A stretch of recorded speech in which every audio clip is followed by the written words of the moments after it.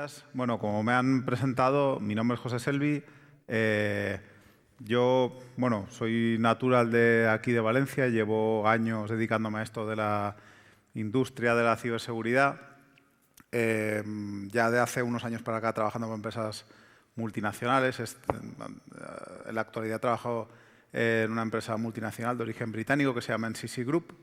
Y entonces, lo que os voy a contar yo es cómo yo me inicié, digamos, en el mundo del Machine Learning, que la historia empieza como hace unos 10 años. Yo básicamente me dedico a hacer penetration testing, hacer test de intrusión, que básicamente es encontrar fallos, romper cosas y este tipo de cosas. Entonces, hace 10 años empecé yo con el tema este de Machine Learning porque pues me puse a estudiar el doctorado y bueno, de las asignaturas que tuve, esto fue uno de los temas que más me interesaron. Entonces, pues bueno, básicamente en esta charla lo que os voy a contar, voy a intentar contaros con una pequeña introducción, por si no tenéis mucho contacto con el tema del Machine Learning, sencilla, sin entrar en detalles muy avanzados. Y luego vamos a ver un par de ejemplos de cosas que pues he resuelto durante estos años utilizando Machine Learning. La primera que voy a contar es del principio, o sea, tiene 10 años. Y entonces voy a aprovecharlo también para contaros un poco pues, qué cosas hice, qué fallos tuve, qué lecciones aprendí, porque creo que me parece que a veces es interesante, a veces yo en ponencias que he visto, los ponentes se van mucho a la solución final y no en todo el proceso de probé esto, me salió mal, probé esto, me salió mal, probé esto y funcionaba más o menos. Entonces yo creo que de ese proceso se aprende mucho y es más o menos el objetivo que tengo con esta charla, el contaros un poquito pues, cosas que he aprendido durante este tiempo y bueno, algunos truquillos, algunos consejos para que si mañana vosotros que tenéis un problema y ahora os viene a la cabeza, pues mañana quiero resolverlo, pues por lo menos que tengáis una indicación de hacia dónde podéis tirar. ¿Vale? Entonces, os voy a contar un par de casos, como os decía en la introducción, un par de casos. Uno que trata de...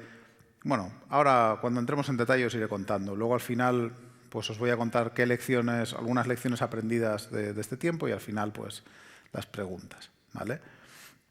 Entonces, esto de Machine Learning, ¿cuántos de aquí sabéis lo que es Machine Learning? Levantad la mano. ¿Algunos? ¿Pocos? Unos poquitos. Básicamente, Machine Learning es una serie de técnicas que lo que consiste es en intentar que la máquina aprenda. O sea, digamos, tú tienes un modelo que lo que hace es, tú modelas una serie de entradas y entonces luego el sistema pues va, por ejemplo, en problemas de clasificación, es muy típico en la industria de ciberseguridad, va a poder clasificar de manera automática basándose en lo que tú le has proporcionado antes y él pues ha aprendido. Es un campo en el que hay poca gente y si concretamente el campo del Machine Learning hay poca gente que tenga skills en este tema y en tema de ciberseguridad hay poca gente que tenga skills en este tema, me gustó mucho una frase que escuché aquí en Cibercam hace unos años que decía, si tú tienes los skills de ciberseguridad y de Machine Learning, eres casi como un unicornio, ¿no? Es así, más o menos. Entonces, el tema del Machine Learning y de las ciencias de datos se ha impulsado mucho desde que empezamos a tener sistemas más potentes porque ahora podemos procesar muchos más datos. Entonces, todas las técnicas que antes funcionaban pero había problemas que no le podíamos dar aplicación porque no teníamos la potencia necesaria, pues desde el momento en el que los ordenadores empezaron a tener toda esa potencia, pues se ha disparado, lo empezaron a utilizar las empresas de Silicon Valley para sus temas y ahora pues, es un tema que está en todas partes. ¿Vale? De la industria de la ciberseguridad, hace menos años que se utiliza, no es que no haga... O sea, no es que haga muy pocos. De hecho, yo creo que de las empresas de ciberseguridad, las que más lo llevan utilizando y mejor son las empresas de la industria antivirus. por un tema de necesidad. O sea, al final, hace un montón de años, salía un virus cada X y con los años cada vez salen más variantes del mismo virus y tipos diferentes de malware, y al final la realidad es que para ellos es imposible tener a un grupo de gente analizando malware manualmente. Es completamente imposible porque la escala de todo el malware que se genere que tienen que analizar y todos los binarios que tienen que analizar no es posible, no podrían hacerlo. Y entonces yo creo que son el tipo de empresas en ciberseguridad que más han invertido y mejor en utilizar este tipo de técnicas. No quiere decir que sean los únicos. Otros de los tipos de empresa sí, el tipo de empresa o de sector que lo utilizan, donde esto tiene bastantes beneficios y estudia bastante, es el tema de los SOC, porque también pasa lo mismo. Antes tú tenías una serie de alertas, tenías unos servidores, tenías unas reglas, te generaban unas alertas y había personas que iban y miraban manualmente esta alerta y comprobaban esto es un ataque, esto no es un ataque.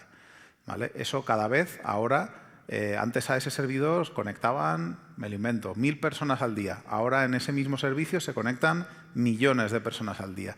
Y entonces ya es imposible la escala de tener que mirar manualmente todos y cada uno de las alertas que han salido para ver si de verdad era un ataque o no era un ataque. Entonces es otro de las aplicaciones más directas que podemos encontrar en el mundo de la ciberseguridad. Aunque también, bueno, se puede aplicar en muchísimas más. Os he traído también un ejemplo, porque en la mayoría de casos se está utilizando para temas defensivos, detección de malware y estas cosas, pero también se está utilizando para temas más ofensivos. Por ejemplo, esto es un ejemplo que salió en la DEF CON, que era básicamente, la DEF CON es un congreso que se hace de los más importantes del mundo, que se hace en Las Vegas.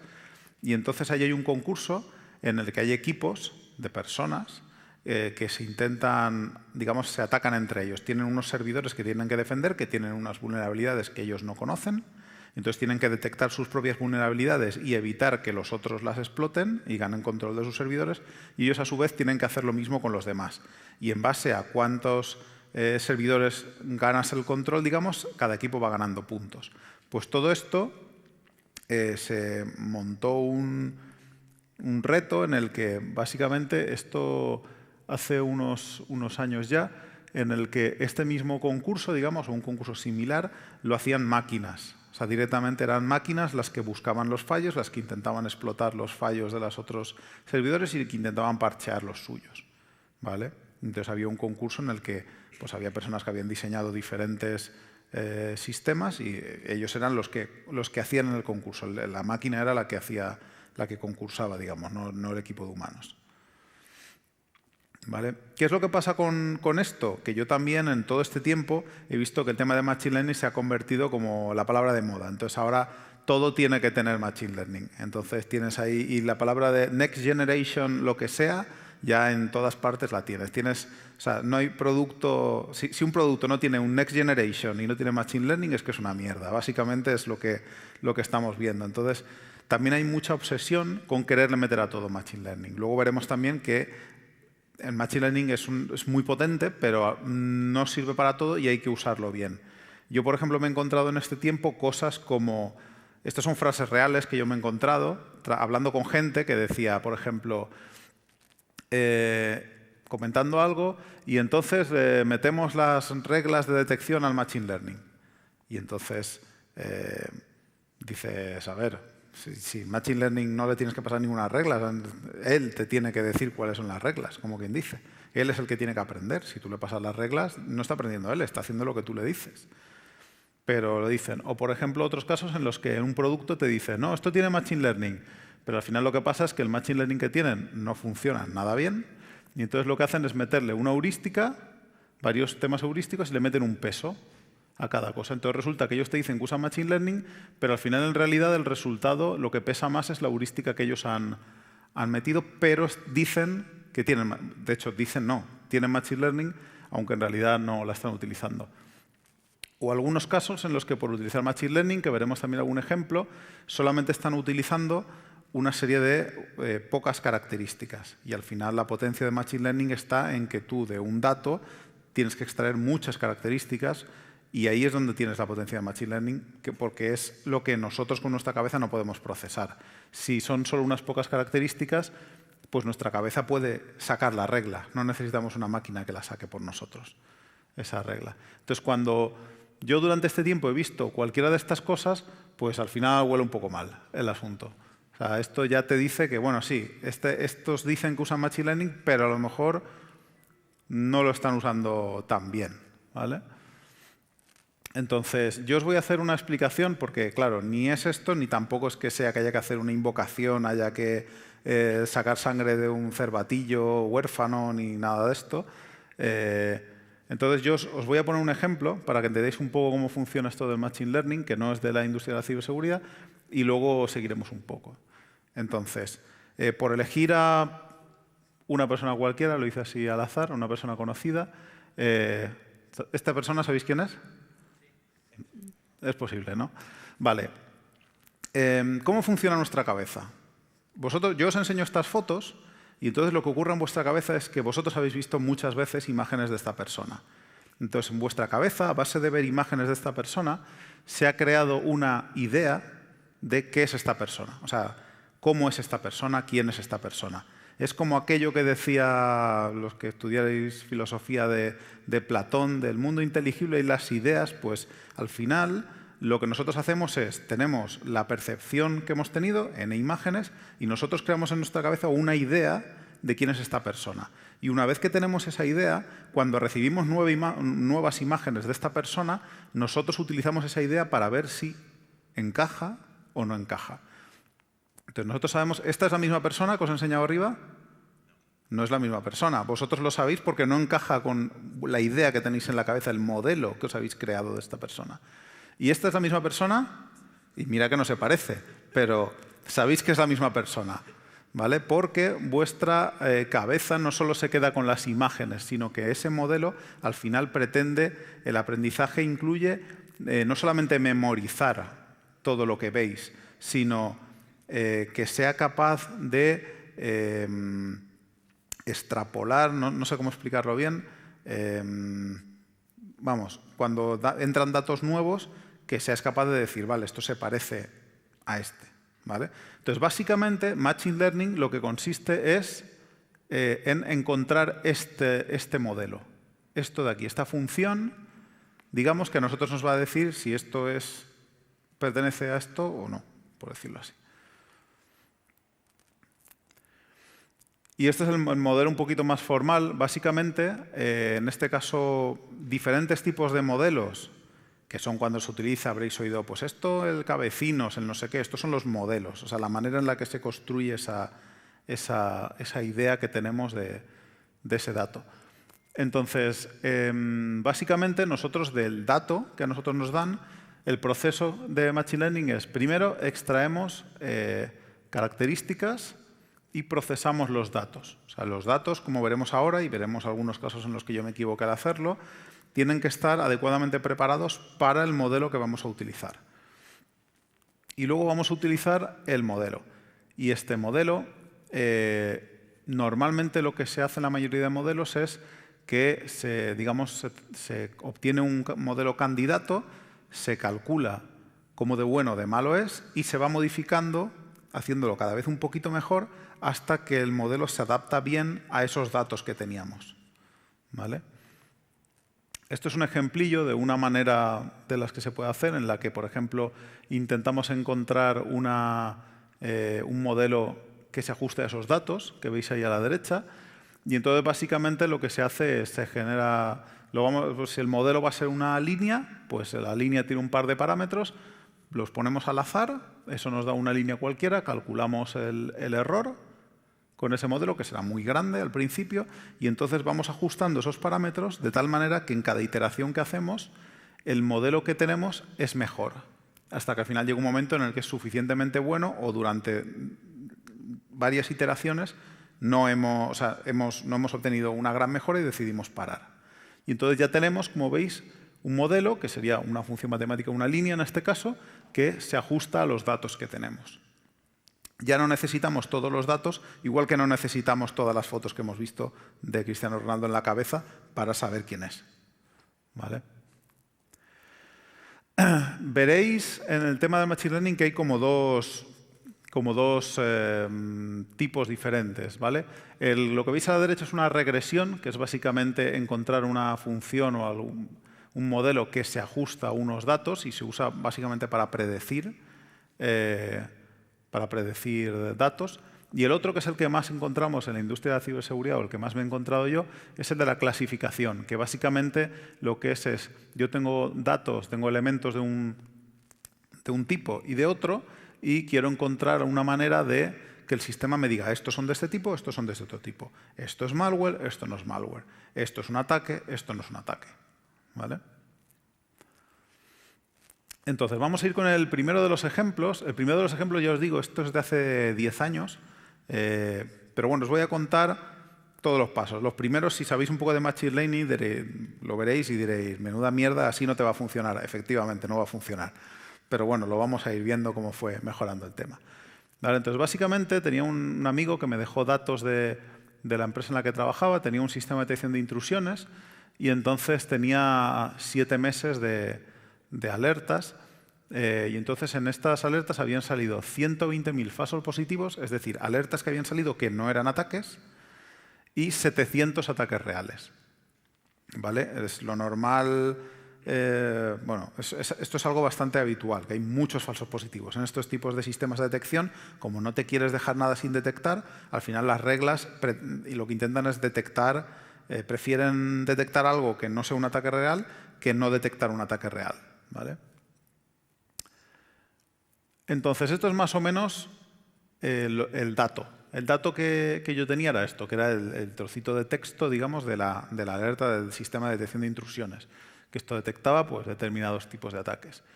Entonces, de aquí yo ya me quité algunos de los datos que yo pensaba que a priori no servían, pues, por ejemplo, el número de secuencia, el número ACK, pues era algo que no le veía que fuera. Entonces me quedé con el texto de la alerta, la IP de origen, destino y puerto, la hora y ya está. Entonces, con eso quería un poco detectar cuando un ataque se repite mucho y siempre es un falso positivo, sacar algún tipo de patrón viene desde estas IPs o va a estas IPs o se produce a tal hora del día, para intentar encontrar patrones de ataques que ya sé de entrada que son falsos positivos y no tienen que llegar a una persona para que los clasifique, sino que el sistema los puede dar como falsos positivos. ¿Vale? Entonces, esto era más o menos lo que tenía. Entonces puse pues, la fecha, la IP la puse así en trocitos y tal, y el puerto y la clasificación, que era un 0 o un 1, de si era un ataque o no. Y entonces lo primero que utilicé fue un árbol de decisión. Un árbol de decisión es básicamente lo que hace, es bastante autodescriptivo el nombre, pero lo que hace es que de todas las características que tiene, o sea, de todas estas de aquí, calcula cuál de esas características es la que me va a permitir, digamos, partir el árbol de una manera. Si, por ejemplo, yo puedo partirlo de una manera que en la siguiente bifurcación ya puedo tomar una decisión, pues eso va a tener prioridad. Entonces se construye así, entonces ahí se coge una de esas características y se toma una decisión en base a esas características, depende con el resto, se toma la siguiente decisión y así se va construyendo el árbol de decisión. Una cosa que también hice es añadir un coste. Al final os acordáis que os he dicho que cuando tú calculas cómo de bueno es tu modelo, calculas el error. ¿Vale? Pero el error, depende de vuestro problema, puede no ser igual de malo que detecte, en este caso, un ataque que no era ataque, que no detecte un ataque que sí que era ataque. Entonces, en este caso, como a mí lo que me interesaba era que me quitara ataques que son falsos positivos, pero no me quites ninguno que sea un ataque de verdad, yo lo que hice fue ponerle mucho peso a ese error. Es decir, cuando calculas el coste de lo bueno o lo malo que es el modelo, si ha habido ataques reales que tú has borrado porque pensabas que era un falso positivo, eso es muy malo. Y eso es lo que se hace añadiendo este coste extra, digamos. ¿vale? Una vez que ya tienes los datos y ya sabes qué modelo vas a utilizar y todo esto, algo bastante importante es, con esos datos, ¿cómo lo haces? Hay un error muy común que es coger todos los datos que tienes, entrenar el modelo y luego probarlo con los mismos datos. Eso no vale para nada, porque al final el modelo, si tú lo pruebas con los mismos datos que lo has entrenado, lo normal es que funcione bien, pero no tiene por qué funcionar bien con datos con los que no ha sido entrenado, ¿vale? Estas son dos maneras en las que se usan típicamente, que una es partir los datos. Unos se usan para hacer el entrenamiento y otros para hacer el test, digamos. Y luego este de aquí, que básicamente lo que hace es hacer esto mismo, pero el trocito que utiliza para test lo va cambiando y digamos que al final entrena con todos los datos y prueba con todos los datos. Es como tener una ventana que vas moviendo, ¿vale? Esto es lo que más se usa en el entorno académico. ¿Esto por qué es importante? Porque está hay un problema muy grande en el tema de Machine Learning, que es el tema del overfitting. El overfitting es cuando vuestro modelo no aprende, sino que memoriza. Es decir, tú me entrenas con unos datos y yo me ajusto tanto a esos datos que todo lo que no sea, mirad el ejemplo de aquí, el aprendizaje bueno sería esta curva, pero si tiene overfitting va a empezar a hacer cosas raras, va a memorizar. Entonces, ¿qué pasa cuando memorizas? Pues que cuando te piden que clasifiques algo que no has visto antes, lo haces mal. Porque lo otro no has entendido, has memorizado, ¿vale? Entonces, básicamente la manera en la que lo hago yo es del conjunto que tengo, lo parto en dos. Uno es mi dataset de trabajo y el otro es mi dataset de test.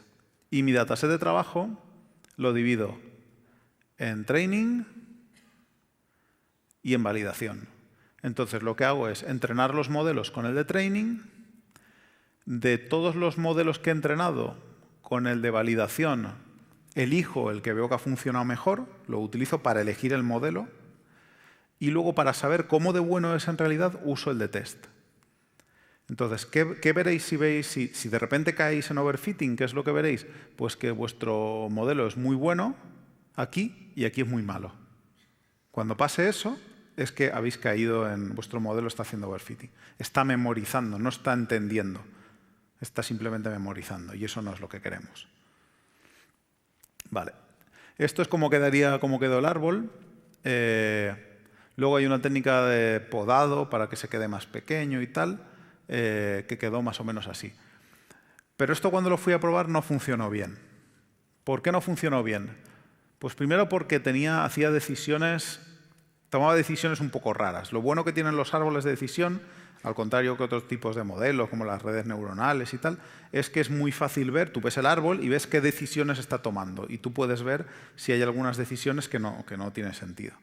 Entonces, por ejemplo, este tomaba la decisión de que clasificaba, decía, esto es un falso positivo o no, en función de el último de los 4 trocitos de la IP.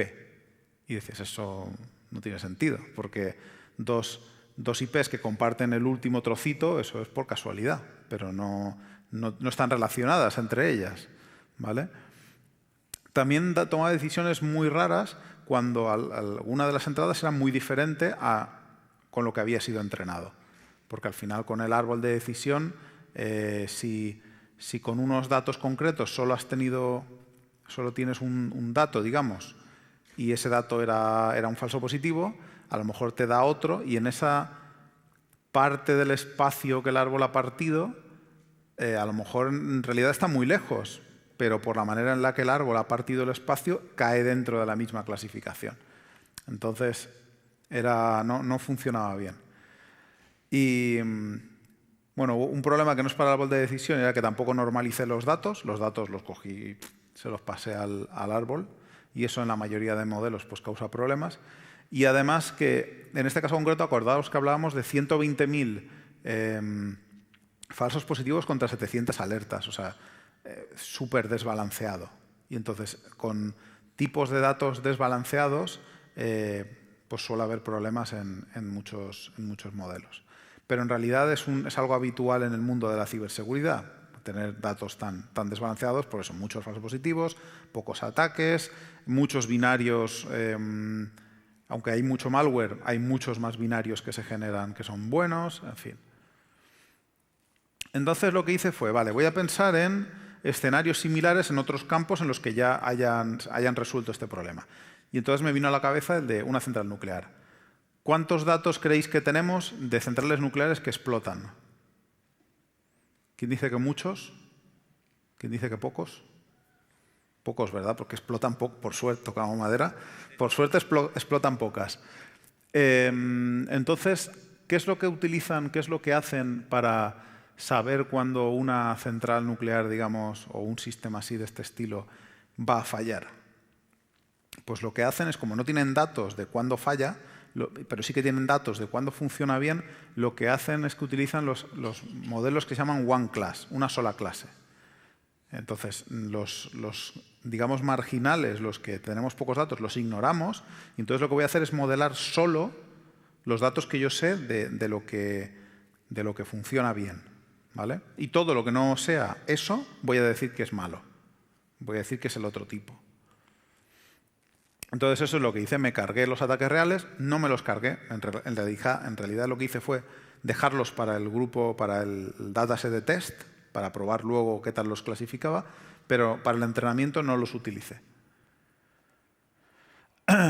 Y entonces elegí un par de modelos para probar. Uno era un Support Vector Machine, que básicamente es un modelo que lo que intenta es encontrar un hiperplano, que un hiperplano es un plano en n dimensiones, que separa los dos conjuntos, los dos tipos de datos que quieres clasificar. Pero claro, ahora no tengo dos conjuntos de datos. Entonces lo que utilicé fue una variante que lo que hace es utilizar una hiperesfera. Entonces, ¿cómo funciona esto? Lo que hace es decir, vale, yo tengo la fórmula de la hiperesfera y yo voy a minimizar, voy a intentar minimizar el radio. Es decir, voy a intentar encontrar la hiperesfera que contiene a todo mi conjunto de datos con radio mínimo. Porque claro, si es cualquier hiperesfera, pues puedes coger una más grande, pero lo que nos interesa es ajustarla, radio mínimo. Y todo lo que se salga de esa hiperesfera, pues entonces son lo que hay dentro. En mi caso, serán los falsos positivos, que son las cosas que estoy viendo, que ya conozco, que son falsos positivos, y lo que queda fuera, pues serán ataques reales. Luego había un truquillo por ahí, que os lo comento porque luego lo veréis, que es que hay veces, en el caso del hiperplano, veréis que hay veces que, y si mis datos no los puedo separar con un plano, con una recta, con un hiperplano, ¿qué hago? Pues entonces lo que se hace es hacer una transformación del espacio. Veréis luego cuando os enseñe datos que pongo que he utilizado un kernel exponencial. En realidad probé varios de los que aceptaba la herramienta que estaba utilizando y el que me funcionó mejor fue el que utilicé. Pero básicamente eso del kernel es, pues tú coges en este caso, fijaros cómo se ve bien. O sea, tienes unos datos que están ahí, tú no puedes partirlos con un plano, pero haces una transformación del espacio y entonces ahí ya puedes partir con un plano. ¿Vale? Entonces, según los datos que tengas, pues esa transformación del espacio tendrá que ser de una manera o de otra. ¿Vale? La otra técnica que utilicé, por coger otro más tradicional o más simple, porque ahora las Support Vector Machines ya no, como dicen, no están ni a la moda, pero hace 10 años estaban como más de moda, ¿vale? Y lo comparé con una suma de gaussianas. Que una suma de gaussianas básicamente al final, la distribución gaussiana todos sabéis cómo es, y entonces yo tengo un modelo de datos, y yo puedo tener una gaussiana en todas las dimensiones que quiera, y entonces yo lo que voy a hacer es, a base de sumar gaussianas, voy a intentar imitar esos datos que tengo, voy a conseguir el modelo de esos datos. Si el dato es súper sencillo, pues con una gaussiana lo tengo. Si el dato es muy complicado, a lo mejor necesito 100 o 1000 gaussianas, pero al final, a base de gaussianas, pues podrías modelar pues, los datos que tienes. ¿Vale? Y por último lo que hice, ya tenía claro que quería usar esos dos modelos, que los datos iba a utilizar solo falsos positivos, y entonces lo que quise es trabajar un poquito más con los datos, porque me di cuenta, y esto es bastante importante, que la parte de preparar los datos es, yo creo que lo que más diferencia O sea, donde obtienes mejores resultados. Invertir tiempo en hacer una buena ingeniería de datos, más que en elegir un modelo, otro. Entonces, básicamente, las IPs lo que hice fue agruparlas para que, para que el modelo entendiera que no tenía sentido coger el último trozo, entonces lo que hacía era ir cogiendo el primer trozo, el primero y el segundo, el primero, el segundo y el tercero, para que él entendiera que eso formaba parte de una subred y tal. Y luego también hice otra cosa, y os voy a poner aquí un ejemplo. De estas 3 IPs, vosotros, ¿cuál creéis que se parece más? Si vosotros fuerais el modelo y tuvierais que decir, voy a clasificar estas dos se parecen más, ¿cuál diríais que se parece más? La primera y la tercera, ¿verdad? Vale, y si os enseño esto, ahora ¿cuál se parece más? ¿Cuál en un ataque pensaríais que pueden estar más relacionadas? La segunda y la tercera. ¿Por qué? Pero este dato, o sea, porque vienen del mismo país, pero este dato no se lo hemos pasado al modelo. Si no le pasamos este dato al modelo, él no va a tomar decisiones en base a eso. Entonces, cuando le pasamos un dato al modelo, hay que intentar extraer de ese dato cuantos datos podamos mejor. Y si luego el modelo piensa, o el modelo determina que no es importante, ya haremos... Hay otras técnicas para eliminar las características que no son importantes, pero si nunca se lo damos al modelo, el modelo no va a saber que eso ni que existe, ¿vale? Otra pregunta. ¿Y de esas IPs cuál se parece más? Yo estoy esperando a que alguien me diga, enséñame las banderas, ¿no? Vale. De esos 3, ¿cuál diríais que se parece? ¿Cuál asociaríais como un posible origen similar o...? Las de Asia. ¿Por qué? Están geográficamente cercanas. Pues eso también hay que tenerlo en cuenta. Este conocimiento que nosotros tenemos también lo tenemos que modelar de alguna manera para que... O sea, ponerlo, digamos, de alguna manera para que el modelo lo entienda. Porque si no, si esto de aquí lo ponemos como lo que se llaman variables categóricas, es decir, Alemania, Estados Unidos, España, no sé qué, eso se llaman variables categóricas. Es este dato, es este. Y el modelo no tiene ninguna manera de saber que España y Portugal tienen que tener algún... O sea, tiene que tener alguna cercanía más que Estados Unidos y China. O sea, no tiene, el modelo no lo va a saber. Nosotros lo sabemos porque nuestra cabeza coge más datos, saca esos metadatos, por decirlo así, de esos datos. Pero el modelo no lo va a saber. Entonces nosotros se lo tenemos que dar. Entonces, si nosotros queremos que sepa hacer esto, tenemos que encontrar la representación adecuada para el dato que queremos usar para que el modelo sepa manejar bien los datos. En este caso, yo, por ejemplo, lo que hice fue cada país, como no me fiaba mucho de la geolocalización a nivel de ciudad, pero sí de país, dije, pues voy a coger el país, voy a coger la capital del país y voy a poner la coordenada. Que esta aproximación tiene también sus cosas, porque, por ejemplo, esto de aquí y esto de aquí están físicamente cercanos, pero, sin embargo, en esta representación de los datos no se va a aplicar. Pero bueno, yo decidí probarlo así antes que complicarme más y así funcionó bastante bien. ¿Vale? Entonces, bueno, este es el ejemplo con los días, que es similar. Al final, pues si tú le pasas el día, pero no le dices qué día de la semana es, o no le dices si es un festivo o no, puede haber un patrón que ocurra todos los festivos, pero si tú no le estás diciendo al modelo, hoy es un festivo o mañana es un festivo, pues él no te va a encontrar ese patrón, ¿vale? Ese es un ejemplo similar, ¿vale? Luego veréis también que en los casos que vamos a ver, como solo hay una clase, al final hay que coger lo que llamaban umbral de rechazo, que es decir, vale, pero yo de todos los datos que tengo, ¿cuántos me dejas que se queden fuera de la esfera o de las gaussianas? ¿Cuántos me dejas que se queden fuera? Porque si no se tiene que quedar ninguno fuera, pues a lo mejor van a ser demasiado grandes esas esferas y esas gaussianas y te va a coger también datos que no son. Entonces, también provee varios valores de esto para ver cuál funcionaba mejor. Y al final lo que quedó es una cosa así, más o menos. Aquí tenéis la cantidad de gaussianas y aquí tenéis el índice este de rechazo. Entonces, de estos modelos, esto es el accuracy, la precisión, la cantidad de aciertos. ¿Cuál de estos modelos creéis que es el mejor? ¿Vosotros con cuál os quedaríais? ¿Alguien? ¿El tercero? ¿Este? ¿Por qué? ¿Tiene más precisión? Vale. Sí, pero no. O sea, sí que es el que tiene más precisión, pero es que os he hecho trampa, porque no os he explicado esta columna qué es. Esta columna son el porcentaje de falsos negativos.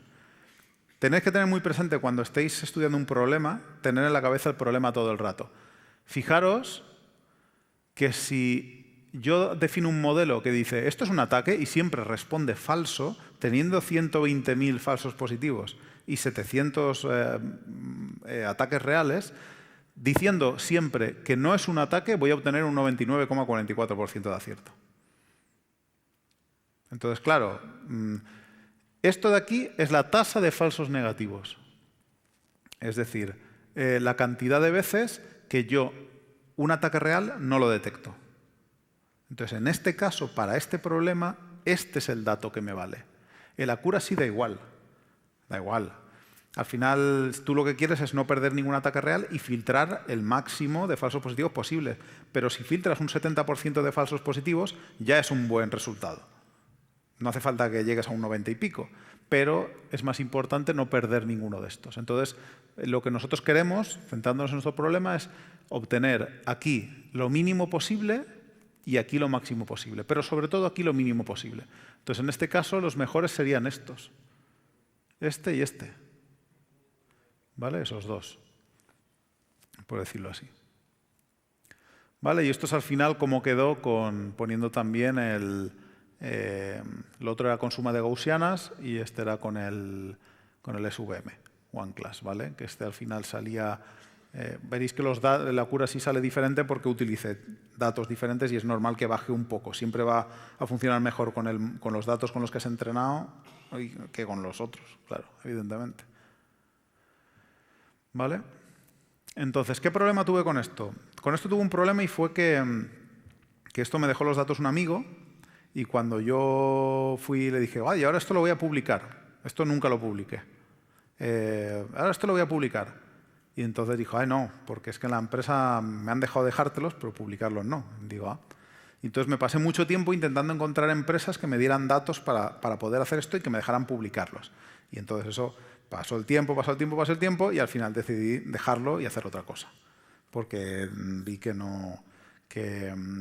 esto lo podéis usar internamente, según no tenéis una empresa, cosas similares las podéis utilizar, pero que os dejen los datos de los ataques que recibes para luego publicarlos, porque si no publican los datos no te publican el artículo, porque no se puede verificar. Entonces, o bueno, te lo pueden publicar, no sé, a lo mejor te lo publican si tienes mucho nombre, pero bueno, entonces ahí fue un poco frustrante.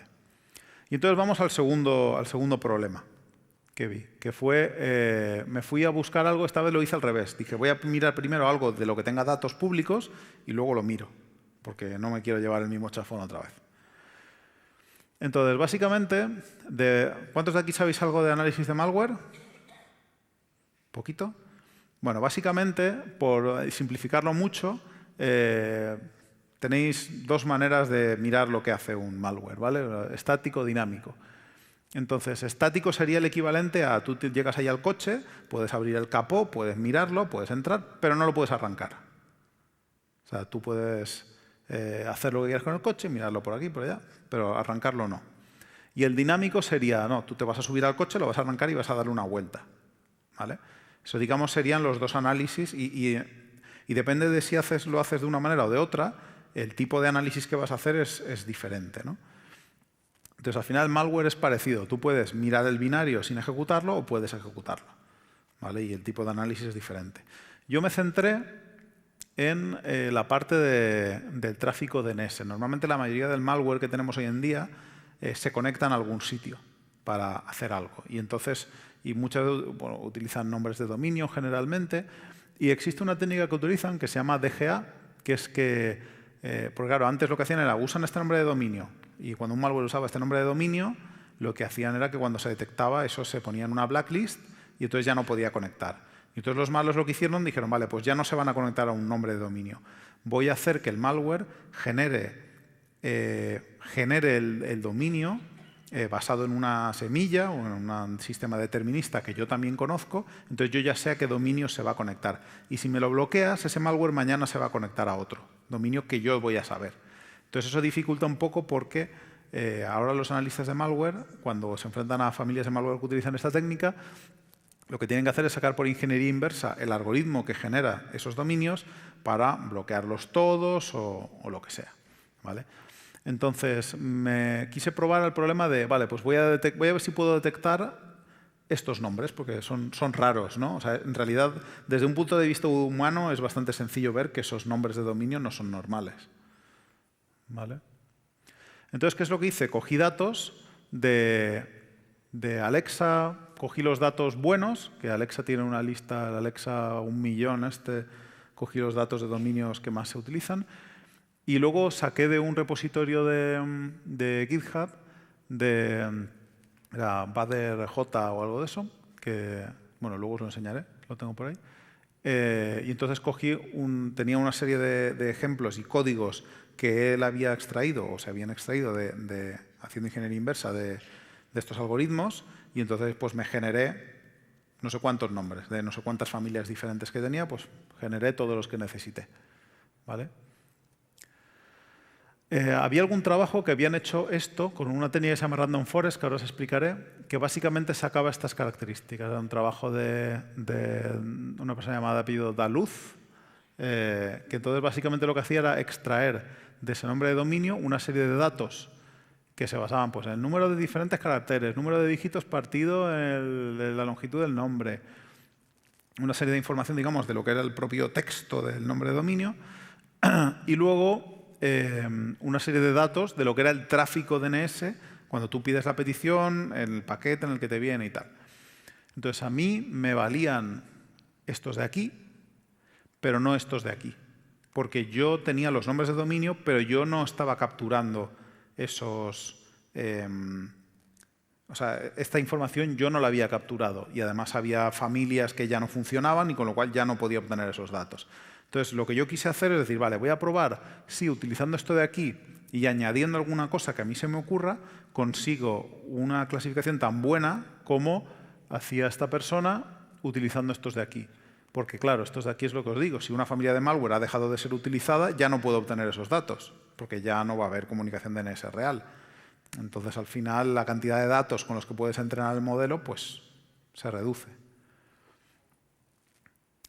¿Vale? Entonces, una de las cosas que utilizaba era lo que llamaban engrams.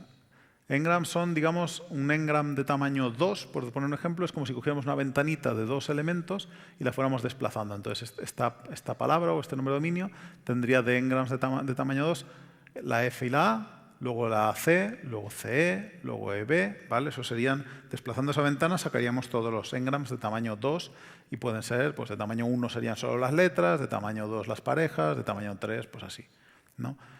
¿Qué es lo que pasa? Fijaros que aquí lo que utiliza esto, pero utiliza media, varianza y desviación estándar. ¿Por qué utiliza esto y no utiliza los engrams tal cual? Porque conforme utilizas engram de tamaño 1, 2, 3 o 4, la cantidad de características aumenta de una manera brutal. Y al final eso lo que hace es que no se pueda manejar o que sea difícil de manejar con un hardware normal, digamos.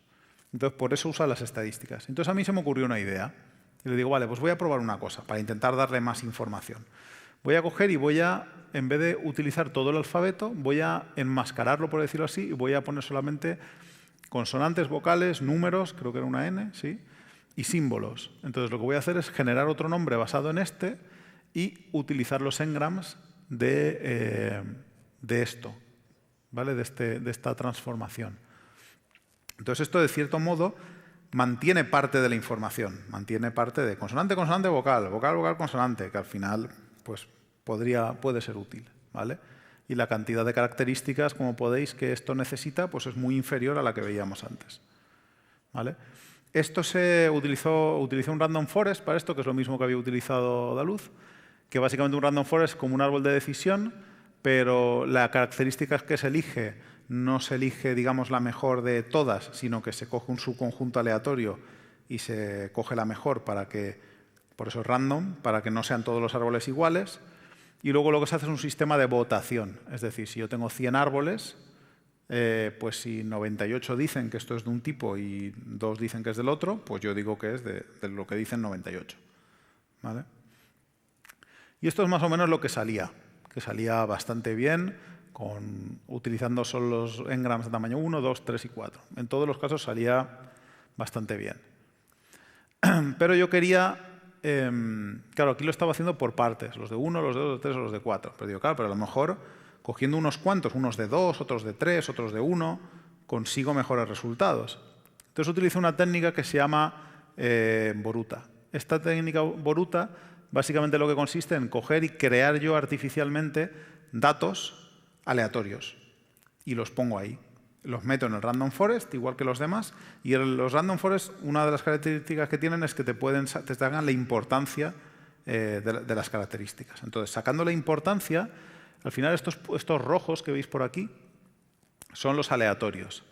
Entonces, cuando tú los pones todos juntos, ves claramente cuáles de los datos que tú le has pasado al modelo han sido buenos para la clasificación, o sea, le han sido útiles, y cuáles no. Por ejemplo, está claro que estos de aquí son bastante inútiles porque son casi igual de importantes que datos aleatorios que le he metido. Entonces, básicamente, a partir de aquí son donde están los datos, las características, perdón, los datos no, las características, que eran más importantes. Y entonces dije, vale, pues voy a probar a comparar el de los engrams de tamaño 2, que era el que mejor había salido, con el top 25, 20, 15 y 10. ¿Vale? Y me salía que en realidad con 15 características, con estas 15 de aquí, pues salía una detección bastante buena. Y como veis, de los 15 estos, había 9 que eran las características que yo había propuesto como añadidas, con lo cual sí que servía. Lo que yo había añadido sí que servía como que fue el resultado del artículo. ¿Vale? Y aquí tenéis un ejemplillo de las características de dos ejemplos de pues, Facebook y de un nombre aleatorio. Y veréis cómo hay los datos de esas 15, pues evidentemente salen bastante diferentes. ¿Vale? Entonces, antes de nada os voy a enseñar una cosa. El entrenamiento no os lo voy a enseñar porque el entrenamiento no tarda mucho, pero en este ordenador tardaba como 1 hora, más o menos. Pero no tenía 1 hora para enseñároslo. Entonces, lo que os voy a enseñar me he guardado lo que es el modelo una vez entrenado. Me he guardado lo que es el modelo una vez entrenado. Y entonces lo voy a utilizar para enseñaros luego una clasificación. ¿Vale? Entonces.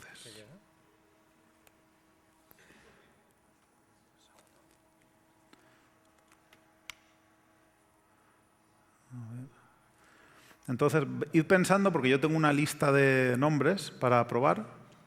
Vale, ya ha salido ahí. Vale, esto es más o menos lo que sale después de entrenar. ¿Vale? Yo tengo por aquí una lista que me he hecho con nombres que me he inventado. ¿Alguno quiere añadir alguno para ver qué dice el modelo?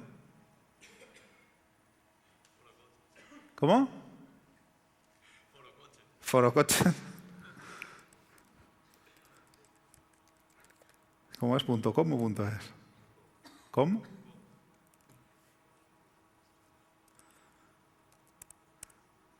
Vale. Uy, le he dado algo.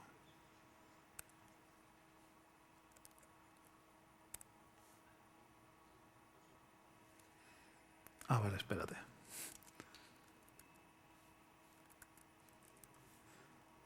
Que claro, no encontraba el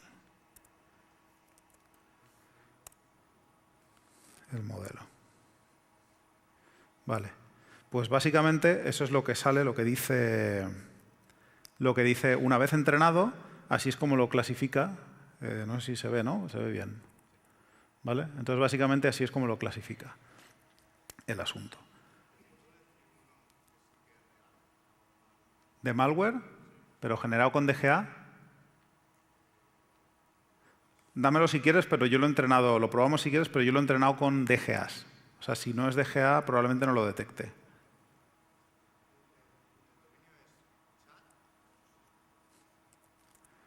Chat.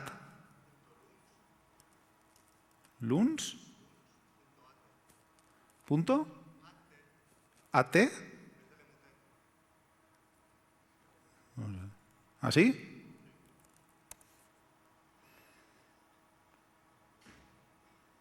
No, ese te dice que es limpio porque no está claro. Yo lo he entrenado con algoritmos DGA. O sea, lo que detecta es la forma esa rara del algoritmo DGA.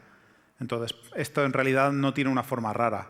Tú, si no sabes que tiene malware, para detectar que un nombre normal tiene malware, tendrías que hacer otros temas. Pero básicamente este modelo está entrenado para detectar esa manera de construir con un algoritmo. Entonces, claro, ese no lo va a sacar. ¿Vale? Tenéis por aquí, en mi